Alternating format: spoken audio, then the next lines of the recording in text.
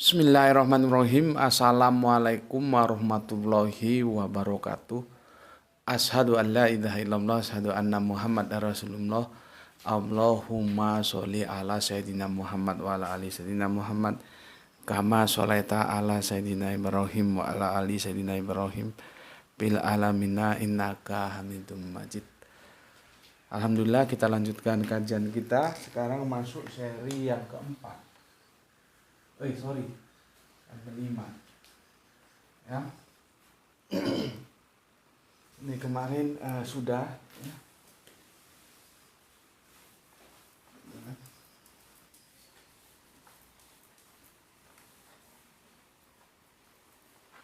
Dan semoga bisa dipahami meskipun ada yang perlu aku luruskan dari tanggapan-tanggapan kalian ya. Oke, sebelumnya kita panjatkan doa kepada Gusti Allah Ingkang Maha Agung atas sholawat mereka atas channel dakwah ini. Semoga sholawat itu menjadi sataran amal soleh bagi mereka dan keluarganya. Begitu juga untuk semua viewerku ya. Terima kasih banget, terima kasih. Itu doanya bagus-bagus. Semoga kebaikan doa itu juga tercurahkan untuk kalian semuanya yang aku tidak bisa sebutkan satu-satu. Saya tak ngopi sih. Bismillahirrahmanirrahim.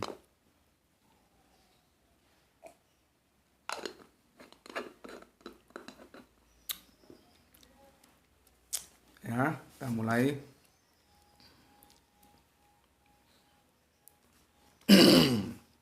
Komen pertama Mbak GF juga yang dari Kediri, matur nuwun ya.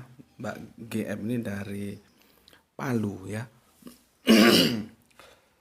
Ini Mas SE ya. Jarang komentar tapi mengikuti terus kajiannya. Oke, terima kasih. Ya memang gitu Mas. Kita harapkan kan kajian ini sebetulnya terutama itu para generasi-generasi muda Mas. Generasi-generasi muda Islam kita itu semoga aja bisa kita upgrade. Maksudnya kecerdasannya itu tidak beragama hanya berdasarkan katanya-katanya saja. Sehingga kedepannya ketika dia dimintai pertanggungjawab tentang di mana sih benarnya Islam itu, dia bisa menjelaskan gitu loh. Aku sepaham dengan jenengan ya.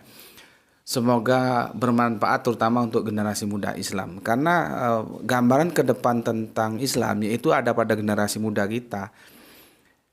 Kalau kita ini akhirnya kan ya kembali ke tanah semua kan. Kalau kita meninggalkan generasi yang tidak kuat, sedangkan era-era ke depan ini era-era rasional Mas. Ya, dengan semakin berkembangnya sains, semakin terbukanya ilmu, era-era ke depan ini era-era rasional yang semua itu harus bisa dijelaskan secara rasionalitasnya gimana. Makanya jauh-jauh hari ya, aku sejak tahun berapa itu, tahun awal-awal aku terjun dakwah itu aku sudah mencanangkan Islam rasional. Ya. Itu sebelum kalau jagoan filsafat kita kan apa ya? Akal sehat gitu ya jargonnya. Kalau aku sebelum itu, jauh sebelum itu tahun 2000 berapa gitu, aku mengusung Islam rasional. Jadi kita harapkan sih sebetulnya, cuman kan kita tidak bisa memaksa. Seharusnya generasi-generasi Islam itu suka dengan kajian-kajian yang ilmiah seperti ini, sehingga dia paham benar tentang Islam. Dia bisa mempertanggungjawabkan ketika ada yang meminta kepada dia tentang itu Islam benernya di mana sih, kan begitu. Cuman ya seperti yang kita sama-sama tahu Mas ya, Mas SE channel ini kita juga tidak bisa memaksa mereka sih ya. Jadi yang kita harapkan kesadaran mereka untuk belajar itu saja. Ya mungkin perlu bimbingan orang tua atau gimana nggak tahu. Kalau seperti kita ini kan nggak bisa juga. Mereka suka-suka mereka mau lihat mau enggak gitu ya. Bismillahirrahmanirrahim. Sebetulnya sih aku begitu Mas. Aku harapkan Power ini lebih banyak ditonton oleh yang muda-muda karena mereka adalah masa depan kita. Kalau yang tua-tua ya sekedar untuk menambah pengetahuan, untuk memperkuat eh, akidah begitu aja. Tapi yang muda ini kan seperti aku bilang tadi, Kalau sekarang dia hampa pengetahuan, itu tewas, Mas. Karena pertarungannya ke depan itu agama yang paling bisa diterima itu agama yang sesuai dengan rasionalitas kita sebagai manusia. Karena sains tidak bisa dibendung. Cuman kan itu tadi yang aku bilang. Sebagaimana respect dari generasi muda Islam kita untuk menuntut ilmu, itu yang repot dan itu di luar kendaliku ya. Aku hanya bisa menyampaikan ya, semoga mereka mau menonton, dengan nonton jadi pinter, dengan pinter itu bisa mempertanggungjawabkan Islam secara rasional. Kalau yang tua-tua 50 tahun ke atas itu kan kita hanya memperkuat iman. Tapi ya tetap aja ada gunanya. Artinya yang dulu kurang paham akhirnya menjadi paham. Kurang mantap akhirnya menjadi mantap. Oh ternyata Al-Quran begitu ya. Gitu. Itu yang untuk yang tua-tua. Tapi bagaimanapun pertaruhan kita nanti ada di generasi Islamnya.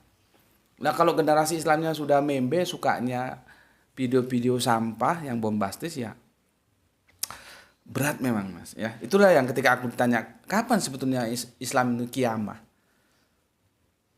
Ya Islam itu bisa kiamah kalau generasi-generasi Islamnya itu bersahabat dengan Al-Quran, dengan hadis. Baru kita bisa kiamah. Nanti baru ya'lu wa la yu'la. Kalau itu bagaimana mau bangkit, bagaimana mau kiamah. Ya. Oke, matur nuwun Mas SE, aku sangat setuju sekali dengan masukannya ya. Memang sebetulnya jadi kalau bisa dipersentase itu 60-40, 60% itu sasaran dakwah kita ke generasi muda. Baru yang 40% itu yang tua-tua, yang sifatnya untuk menguatkan gitu Mas. Oke, matur nuwun. Ini Mas SS ini di mana? Semoga Allah memberikan selalu kesehatan kepada keluarga Gus Peti. Amin. Ya, terima kasih Mas SS. Sepertinya ini pendatang baru, semoga betah di sini. Ini Mas SPPTK, alhamdulillah Mas. Salam untuk keluarganya ya di Sumatera sana ya. Juga semoga sehat selalu. Mas R1, Assalamualaikum Gus. Setuju Gus, domirhu bermakna Al-Quran sebagaimana di Quran surat Al-Qadar ayat pertama. Iya. Fi apa tuh? Inna anjalnahu ya. Fi lailatul qadar. Jadi anjalnahu ya. Sesungguhnya kami yang telah menurunkannya hu itu sama dengan di surat Ar-Zukhruf 61 wa innahu ya. Terus yang kemarin kita baca yang sudah dipahami secara keliru tapi sudah kadung mainstream ya. Bukan mereka mengenal Kanjeng Nabi, itu urusan kitab. Mereka mengenal kitab Al-Qur'an itu. Jadi mereka tahu kalau Al-Quran itu kitab suci. Tapi mereka, kan udah aku jelaskan, sami'na itu nanti berujung asoina apa atokna. Alhamdulillah kita terkelompok dalam yang sami'na atokna. Tapi mereka enggak, mereka sami'na asoina. Mereka tahu, tapi mereka tidak mau taat. Gitu loh ya. Oke, maturnuun Mas R1, ya betul bahwa domirhunya itu ke Al-Quran. Berkali-kali aku ingatkan kepada kalian, semoga itu menjadi amal soleh kalian. Belajar di sini dan mengajar di sana. Jadi kalian harus belajar dan mengajar. Yang kedua, tolong bagikan, karena aku tidak punya waktu, Mas. Kalau aku membagi itu waktuku habis, misalkan aku membagi satu tayangan video ya. Itu kan maksimal kan 5 itu. Jret 5 baru terkirim. Dan itu aku bersurang, mending waktuku tak gunakan untuk yang lain gitu loh. Ya untuk baca buku kan nanti aku bagikan ke kalian itu lebih bermanfaat. Kalau misalkan bisa bagi thread seluruh WA, thread sampai 100 tinggal satu kali kirim jepret, nah itu enak. Tapi aku tanya-tanya teknologinya belum ada, maksimalnya 5 WA bisa kita kirim dan aku habis waktu. Maka dari itu aku mengajukan kepada kalian kalau tidak keberatan tolong dibagikan itu sekali lagi bukan di-download, dibagikan linknya.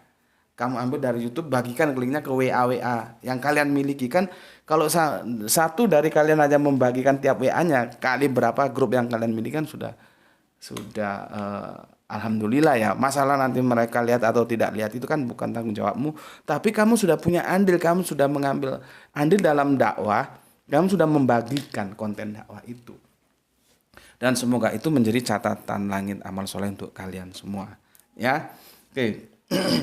Untuk Mas MX ya, bagaimana kabarnya? Ya, alhamdulillah ya.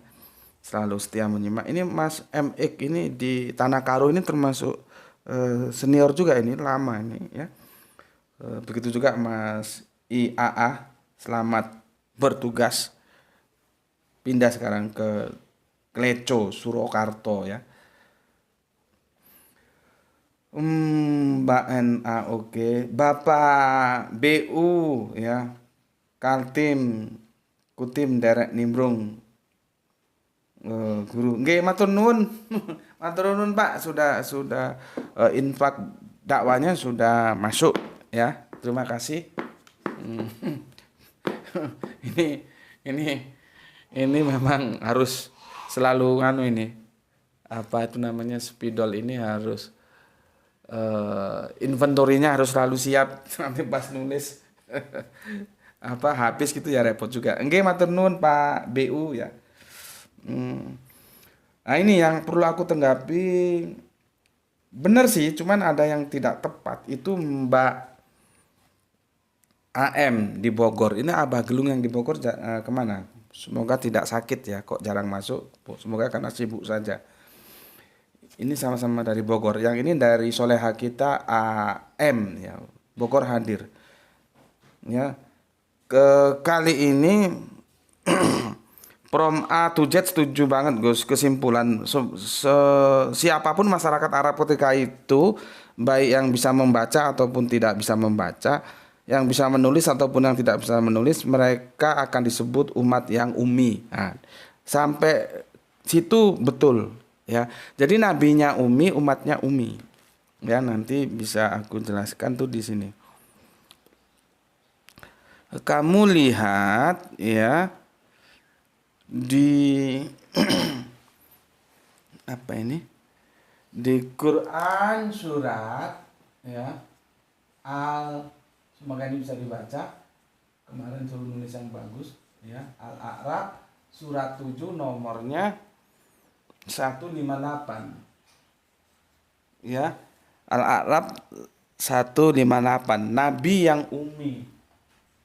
Nah, ini ada kejanggalan terjemahan ini. Nabi yang ummi. Dia nggak diterjemahkan, bukan nabi yang buta huruf. Kita sudah bisa lihat bagaimana psikologi si penerjemah. Kenapa ummi di sini kok tidak diterjemahkan buta huruf? Artinya kan itu secara logik ya tidak mungkin lah ada nabi buta huruf. Makanya ketika menerjemahkan dia terjadi pertarungan psikologis, makanya tidak diterjemahkan nabi yang buta huruf. Ini punya aku ini diterjemahkan nabi yang ummi. Jadi umminya nggak diterjemahkan. Lain kalau di sini ini nabi yang ummi di surat Al-Jum'ah, Quran surat Al-Jum'ah, ini surat berapa? 62 ya, ayatnya 2. Ini kaum ya. Ini kaum yang buta huruf, umminya diterjemahkan, kan tidak fair. Kaum yang buta huruf, di sini ditulis buta huruf. Kenapa kok nggak ditulis ummi seperti ini?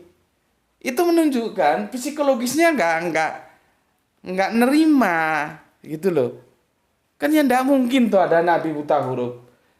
Di sini ini kalau kita tarik ke teksnya, ini sama-sama ummi. Di sini itu adalah ummiyina huwalazi ba'asa fil ummiyina rasulan.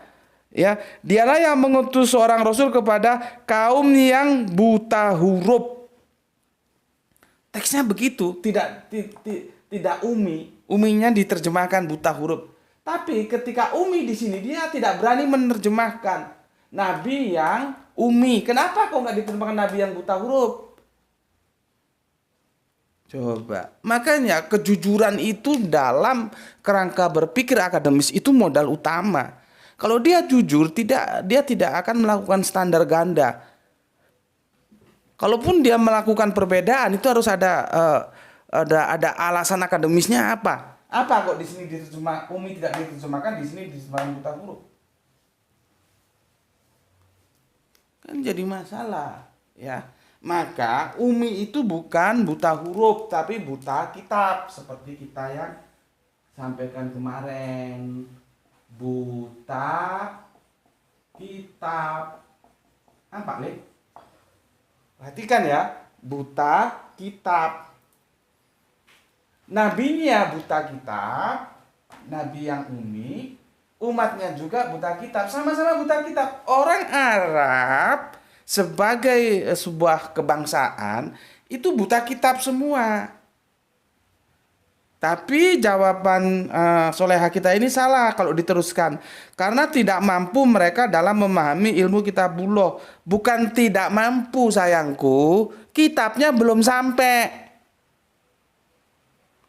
Buktinya nanti ketika Al-Quran turun, mereka mampu. Para sahabat itu mampu.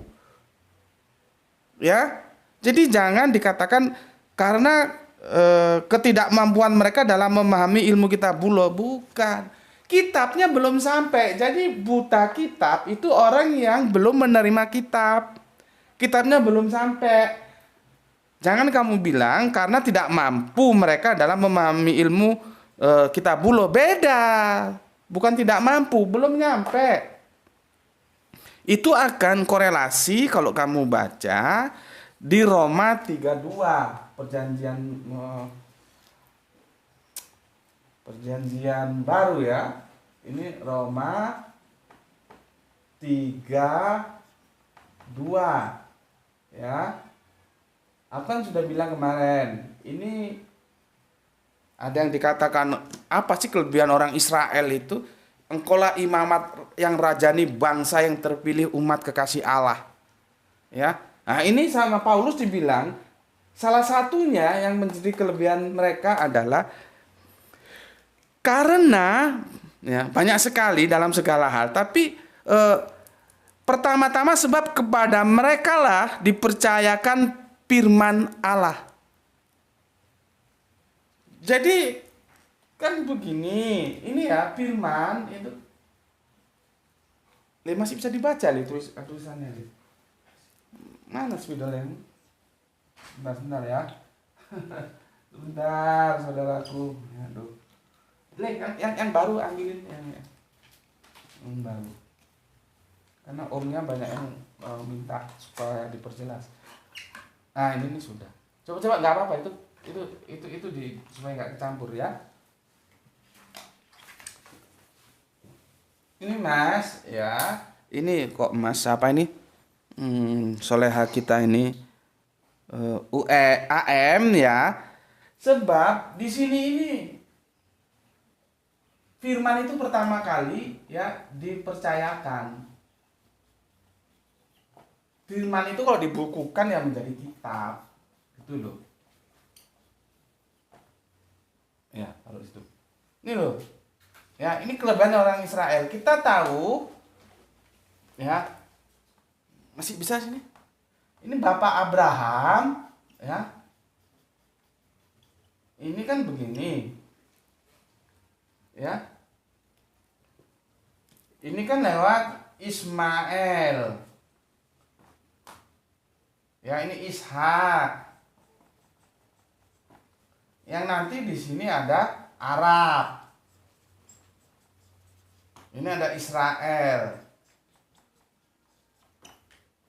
Lihat ini. Ya. Sebelum ke sini, kenabian itu kan ke sini dulu. Jadi ini orang Arab ini buta kitab. Di Roma dijelaskan, pertama-tama firman itu pertama kali dipercayakan itu kepada orang Israel. Sebelum nanti ke Arab. Gitu loh. Ya, jadi bukan ketidakmampuan mereka dalam memahami ilmu kitabullah. Buktinya setelah kitabullah itu turun Al-Quran mereka mampu kok. Kok kamu bilang tidak mampu? Ya. Jadi kerangka berpikirmu dibenarkan supaya nggak kacau gini. Ya. Jadi yang betul buta kitab itu belum menerima kitab karena kitabnya belum sampai. Nabi pun begitu. Nabi itu tidak pernah sebelumnya itu menerima kitab karena belum sampai. Gitu loh ya. Oke. Jadi jelas ya bahwa nabinya Ummi, kaumnya Ummi, semua orang Arab Ummi itu namanya buta kitab, bukan buta huruf. Karena apa? Kita lihat orang-orang Arab itu jago syair loh. Jangan lupa. Syair itu bukan hanya oral, dia juga literal. Dan kalau kita lihat sejarah tuh ditulis kan, ditempel di dinding-dinding Ka'bah itu dulu. Kalau mereka lomba bikin syair. Makanya kalau kita di Indonesia ini, kalau kita lihat ada Mas Habi, ini yang umur-umur di bawah puluhan ya, nggak ngerti lah ya. Ada Mas Habi, itu seniman musik dan itu jago-jago syair ya. Itu masih punya darah Arab, nggak usah kaget. Karena orang-orang Arab itu mereka jago syair dulu. Dan itu namanya syair itu sastra ya, tulis menulis. Tidak hanya verbal tapi literal juga. Meskipun ada dalam satu kisah bahwa para tawanan itu biasanya ditugasin untuk ngajarin baca pasukan-pasukan Islam yang belum bisa baca. Cuma kan itu tidak bisa menjadikan argumentasi kuat. Oh berarti orang Arab nggak bisa baca semua. Lah tukang syairnya itu gimana? Ya, jadi semua informasi itu coba kita buka dan kita lihat petanya seperti apa. Kalau yang tawanan perang itu ditugaskan untuk ngajarin baca itu kan ya kasuistis lah. Tidak bisa di general bahwa orang Arab nggak bisa baca semua. Nggak begitu. Karena dia akan mentah. Mentahnya dengan mana ya? Para penyair itu kalau lomba itu ditulis, ditempel di dinding itu kan bisa nulis semua. Ya. Bismillahirrahmanirrahim.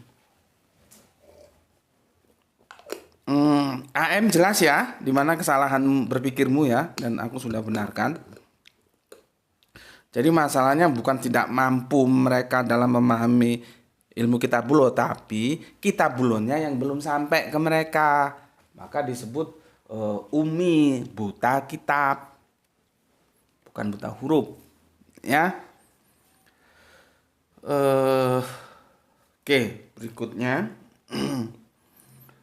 Mas DSDS, ya, terima kasih Makassar ya, Mas SG menyimak setelah maghrib. Oke, nah ini menarik ini dari Mas HM. Assalamualaikum Gus, terima kasih komen aku telah ditanggapi terkait penilaianku tentang argumentasi panjenengan yang lebih masuk akal, tidak gawat juga. Ya alhamdulillah kalau tidak gawat.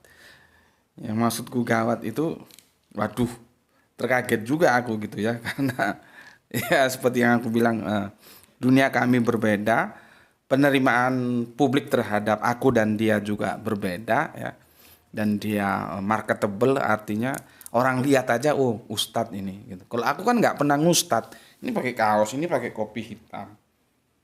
Antara aku dan kopi hitam ini dibelikan oleh Soleha dari Bogor juga ini, tapi lama nggak muncul dia. Namanya siapa aku juga lupa. Ini dikasih hadiah. Ya bukan dikasih hadiah sih, aku minta dibelikan terus dibelikan ini. Dari Bogor ini. Dulu dia tugas di bank di Samarinda, kemudian mungkin dia mau cari yang baik, keluar dari bank terus kembali ke Bogor kerja di apa gitu. Kok ada kaos bagus, terus aku minta, tolong beliin aku ini, terus dibeliin. Ya. Nah ini kan nggak ngustad ini. Ini ngeband ini, anak band. Jadi itu Mas yang secara orang Jawa bilang prejengannya wis ado. Bumi Langit yang satu dari tampilan kan pakai kopiah dan baju terjaga. Tata narasinya selalu bagus gitu ya. Dan aku dulu itu sering juga ngikuti kalau beliau bedah buku di kampus-kampus di Malang sini ya. Gitu. Oke, aku lanjutkan. Aku kan berupaya objektif. Oke, terima kasih Mas, memang harus begitu ya. Dan setidaknya menurut logika aku, maka argumentasi panjenengan yang bisa diterima akal. Oke, terima kasih. Aku juga berpikir begini, apa iya Jibril mengajarkan baca tulis? Hal yang bisa dilakukan guru TK, masa mesti Jibril? Banyak lagi hal-hal lain yang mengindikasikan bahwa Kanjeng Nabi dituntut harus bisa baca tulis sebagai Muhammad bin Abdullah, artinya belum jadi Nabi. yang berprofesi sebagai pengusaha sebelum menjadi nabi. Ya, bagaimana beliau menjadi kepercayaan Ibunda Khadijah saat itu ya. Dan itu levelnya ekspor import loh ya, antar negara. Bukan barang kelontongan seperti warung lontong itu ekspor import. Artinya pembukuan barang masuk, barang keluar, berapa harga, berapa jual itu mesti ada gitu ya. Oke Mas, argumentasinya bagus sekali. Memang begitu Mas. Aku sih nggak pernah lihat videonya ya karena aku tuh jarang nonton video karena ya kembali waktu tadi itu ya.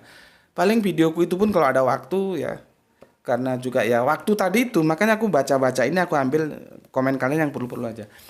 Aku hanya membaca buku ini, Mas. Makanya aku bilang kemarin, meskipun kami sama-sama mengambil kesimpulan bahwa Kanjeng Nabi Muhammad itu bisa baca, tapi startnya tidak sama. Kalau beliaunya itu setelah peristiwa Gua Hira diajari oleh Jibril. Jadi awalnya buta huruf, nggak bisa baca. Kalau aku nggak, sejak awal sudah bisa baca. Karena itu seperti tadi itu loh, ini cucu mahkota, bukan cucunya orang yang hidup di padang gurun jauh sana jauh sini. Ini cucu mahkota putranya penguasa Arab. Ya enggak mungkin lah ya. Anak presiden, cucu presiden buta huruf itu kan ya enggak mungkin. Cucunya anaknya orang yang ngarit yang enggak jauh dari desa.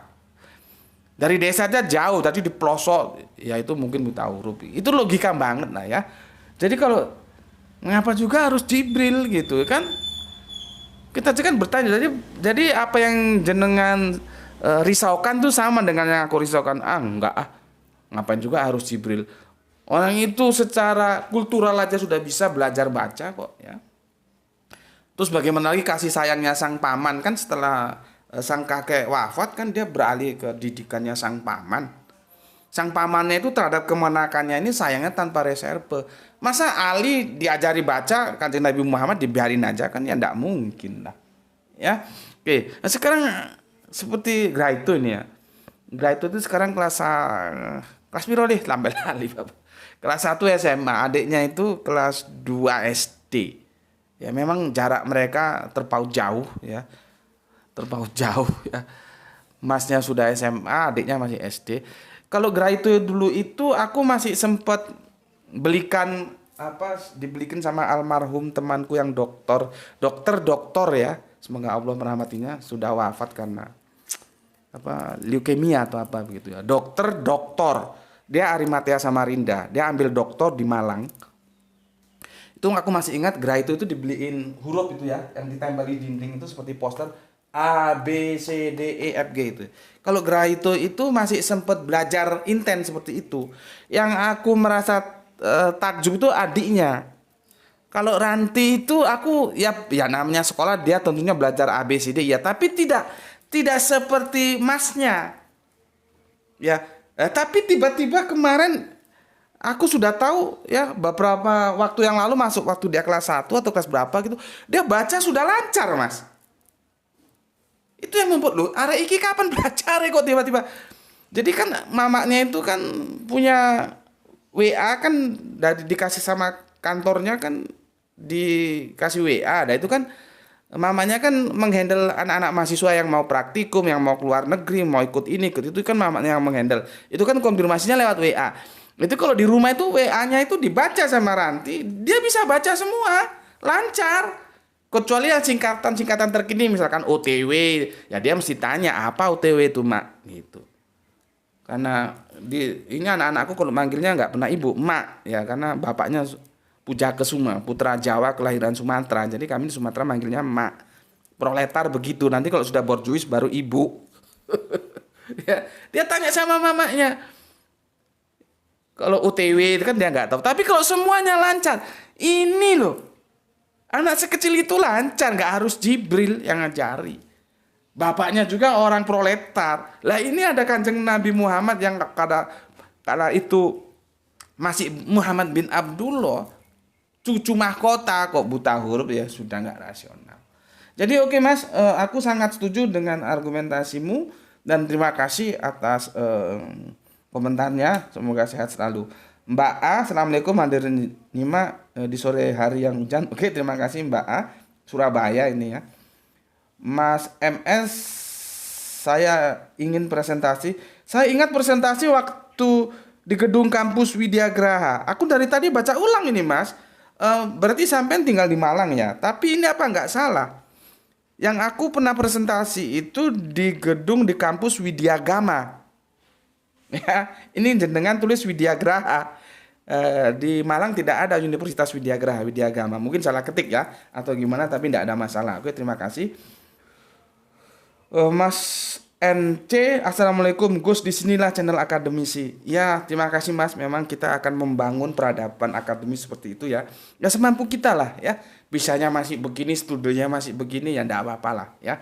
Sementara learning by doing sama belajar apa yang perlu kita perbaiki. Matur nuwun dukungannya Mas NC. Kita akan membangun paradigma akademis dalam channel ini ya.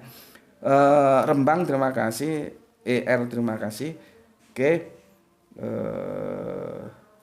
DD terima kasih, M99 matur nuwun Mas M99, semoga sehat selalu. Untuk Mas yang dari Madura juga terima kasih ya. Bagaimana kabarnya Madura, apakah masih tetap hujan ya, semoga sehat selalu. ABD ya, KADIRDJ ya, ada di Pamekasan, terima kasih atas semua masukannya.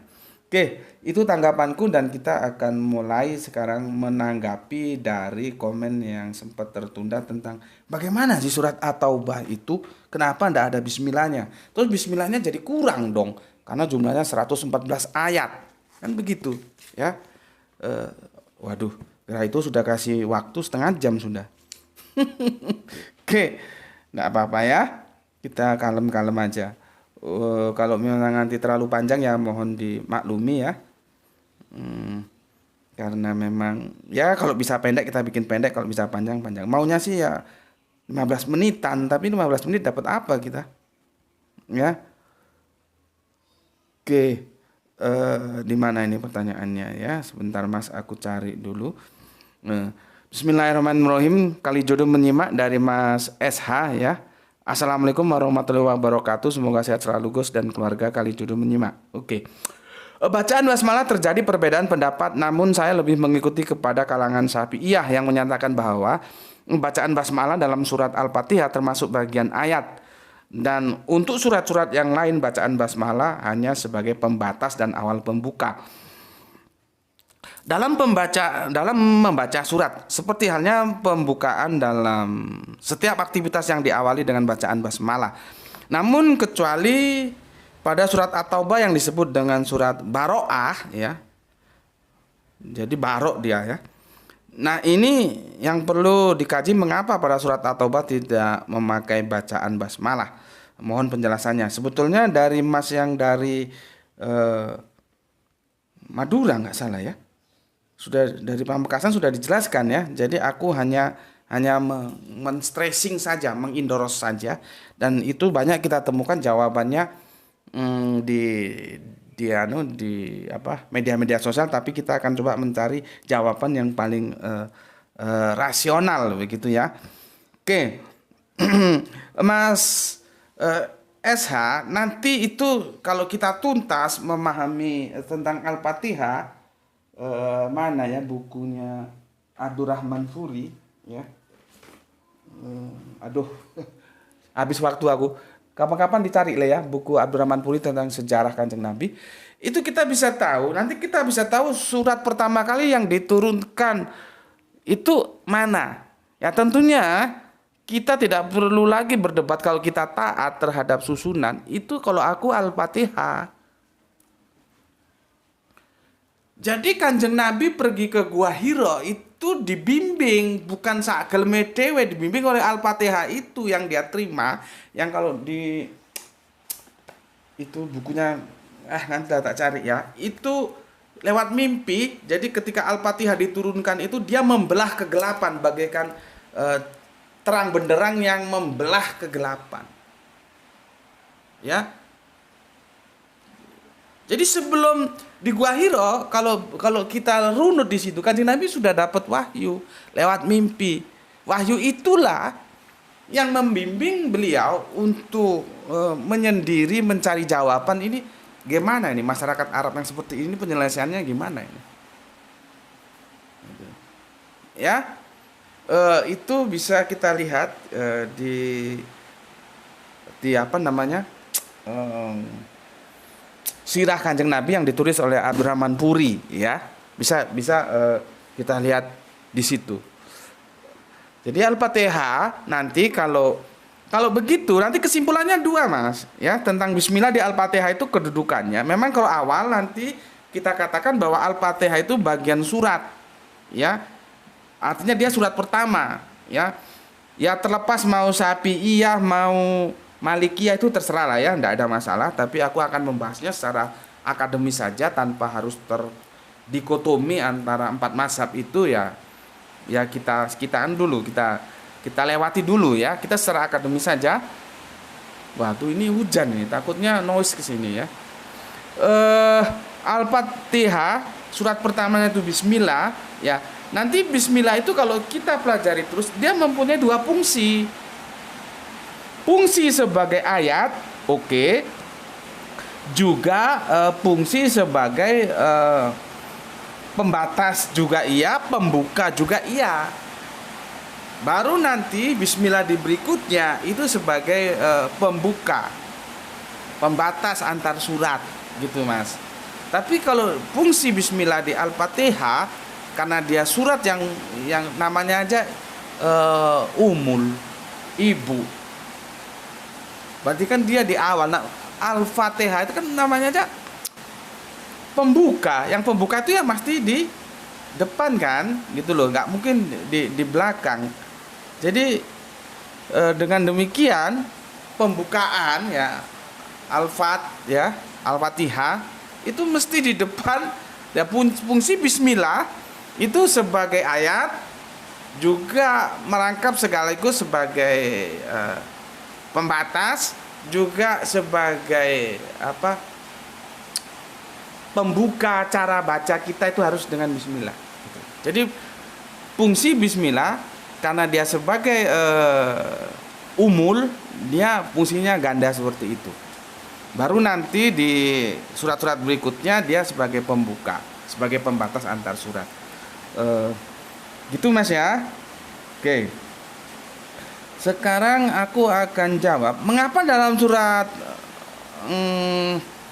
Al-Maidah itu tidak ada bismillahnya. Ya. Itu kalian semuanya Fiberku bisa cari di Google, itu bisa cari ya. Banyak itu para pakar-pakar tafsir itu menjelaskan.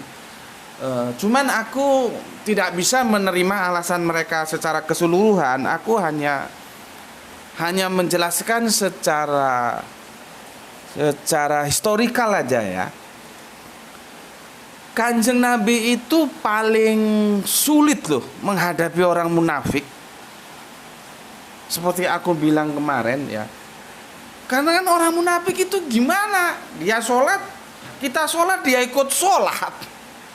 Kita puasa, dia ikut puasa. Tapi dia menikam kita dari belakang. Sulit, Mas. Munafik itu ibarat buah itu semangka, luarnya hijau, dalamnya merah. Kalau ahli kitab jelas, Yahudi, Nasrani, pagan, Arab itu jelas posisinya. Tapi kalau ketemu munafik ini sulit, Mas. Ya. Maka penjelasan tentang perang itu di surat At-Taubah itu sedikit beda kalau kita baca narasinya. Bagaimana nggak sulit kita sholat, mereka ya sholat. Ya. Sulit. Makanya ketika sahabat itu mau membunuh Kanjeng Nabi, membunuh tawanan dari kaum munafikun itu, sama Kanjeng Nabi tidak boleh. Kenapa? Nanti tersiar berita Muhammad membunuh temannya. Coba, sampai di situ sulitnya. Ya, sampai kan kita bisa waktu-waktu tahun-tahun yang lalu-lalu itu ada sebuah karikatur itu megang pistol gitu ya, terus ditulisi bawahnya, kalau kita punya 10 peluru ya, maka yang 9 peluru itu khususkan untuk para munafik. Yang 1 peluru itu untuk lawan kita yang jelas. Jadi untuk lawan kita yang jelas itu cukup disediakan 1 peluru, tapi untuk para munafik itu 9 peluru. Karena apa? Sulitnya menghadapi kaum munafik karena mereka berbalik-balik. Ya. Mereka seperti kita tapi menikam kita dari belakang, gitu ya, Mas. Maka dari itu ya, aku mengambil sebuah kesimpulan. Tapi kalau kalian ada yang setuju dengan pendapat-pendapat pakar lain yang ada di googling, itu bisa di googling, ya silakan, Anda apa-apa. Tapi aku mengkhususkan yang ini saja ya. Surat At-Taubah itu menerangkan mengenai sifat-sifat orang munafik. Tentu hal ini tidak sesuai atau tidak sejalan lah dengan arti dari bismillah itu, yaitu mengenai kasih sayang, rahmat Allah ya, Rahman Rahim ya. Dan kaum munafik itu cukup merepotkan perjuangan serdadu-serdadu Islam saat itu, sehingga Kanjeng Nabi pun sangat hati-hati menghadapi mereka. Ya, jadi seperti bisa kita lihat karakter munafik itu di sini di surat At-Taubah 98. Ya, ini aku hapus ya. Sudah ya, ini aku hapus.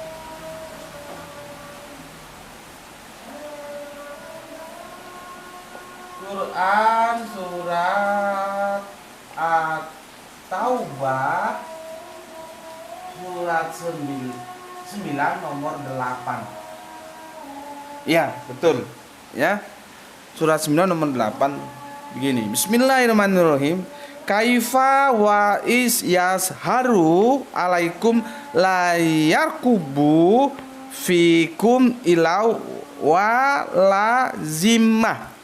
Perhatikan, yurdunakum bi afwahihim wa tabakulubuhum wa aksaruhum fasikun. Nah, terjemahannya, bagaimana mungkin, maksudnya ada perjanjian yang demikian itu, padahal jika mereka katakanlah ya, munafik itu pengkhianat itu, karena pura-pura baik tapi menikam kita ya. Jika mereka memperoleh kemenangan atas kamu, mereka tidak memelihara hubungan kekerabatan denganmu dan tidak pula mengindahkan perjanjian. Mereka menyenangkan hatimu dengan mulutnya, sedangkan hatinya menolak. Kalau orang kita bilang dalam perspektif budaya Melayu, manis di bibir, pahit di hati ya. Kebanyakan mereka adalah orang-orang yang fasik, tidak menepati janji. Jadi kalau dengan munafikun ini, janji itu ya biasa mereka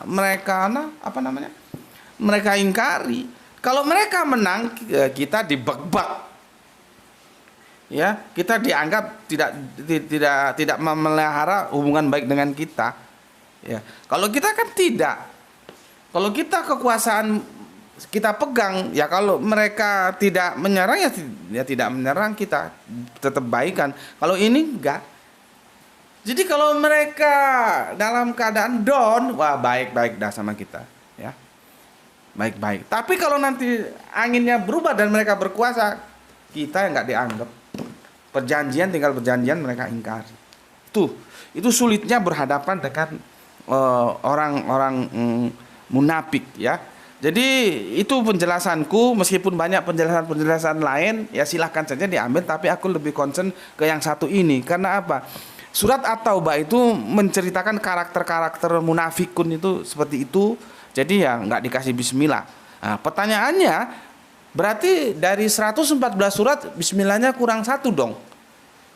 Nah, nanti itu yang akan kita bicarakan. Kita akan menuju ke surat An-Naml. Cuman yang menjadi PR untuk kalian semua, aku mau tanya nih, pernah ke stasiun semut nggak?